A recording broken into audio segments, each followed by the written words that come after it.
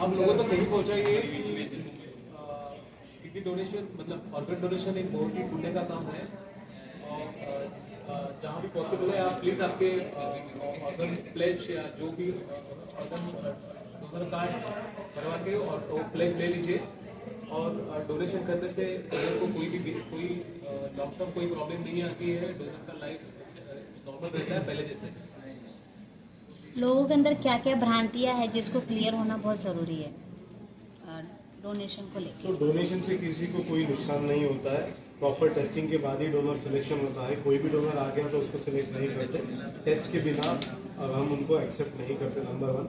Number 2, donors 3-4 दिन में घर चले जाते हैं, 14 दिन में टाके निकालते हैं और 6 हफ्ते में काम के लिए रेडी हो जाते हैं।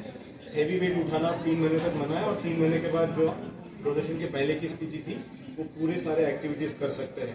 डोनेशन करने के बाद आगे जाके आपको किडनी बीमारी का कोई भी रिस्क नहीं होता है। हम सिर्फ रेकमेंड करते हैं कि क्योंकि आपने किडनी डोनेट किया, सालाना एक बार आप अपना चेकअप कराते रहिए और पता करिए कि उम्र के साथ जो आने वाली बीमारियां हैं जैसे डायबिटीज हो, ब्लड प्रेशर हो, ये सब, कोलेस्ट्रॉल हो, ये सब आपको नहीं आए और अगर आती है तो उसका टाइमली आप उपचार करें। तो डायलिसिस से बेटर डोनेशन है ये आप कैसे बोलते हैं? 100%।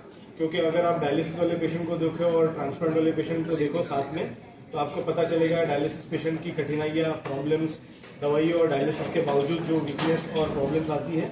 और एक बार ट्रांसप्लांट पेशेंट भी दवाई पे रहते हैं लेकिन वो पूरी जिंदगी नॉर्मल जैसे इंसान होता है वैसे जी सकते हैं।